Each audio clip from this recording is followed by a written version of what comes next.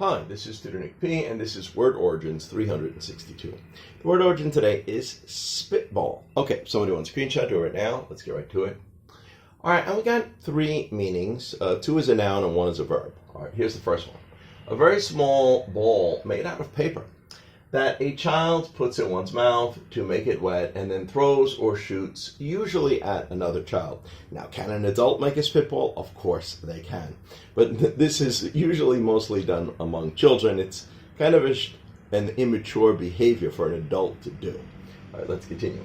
In modern times, it is often shot through a plastic straw. Okay. All right, here's our second meaning. In baseball, an illegal pitch thrown by wetting the ball either with saliva, like your spit, or Vaseline before he throws it, before a pitcher throws it. So the ball will curve more when it's thrown, or will slide off the bat, or it makes it more difficult to hit in several ways. And here's our third meaning, of course, is the verb. To propose or suggest ideas, often in a group similar to brainstorming. All right, let's continue.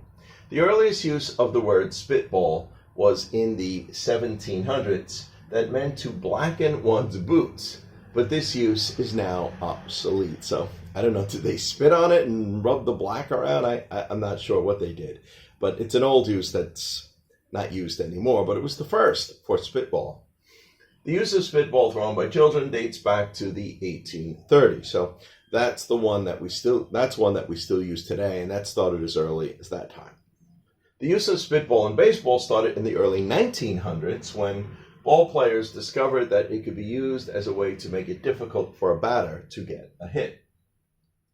The baseball spitball is often credited to Elmer Stricklet, who introduced it to the major leagues. However, he learned it from a minor league teammate, George Heidbrand, who learned it from his teammate, Frank Corridan. So Frank Corridan may really be the one who originated the spitball in baseball. All right, let's continue. The verb spitballing dates back to the 1930s and is believed to have originated in the advertising business. Okay, and we got 4 examples to show just how it's used. Here's the first one. Little Johnny got in trouble for shooting spitballs at the teacher when he turned around. Some students might even do it with the teacher, but this is more dangerous. You're more likely to get in more trouble. Very often they will do it to another student, especially if you had a student sitting directly in front of you. Might be the easiest one to do it to. Number 2, the paper cover of a straw is perfect for spitballs. Yeah, I remember as a kid when I first learned to do this, that's what it was. It was very easy because in the U.S., for hygiene reasons, most of the straws come with a paper cover that you have to take off.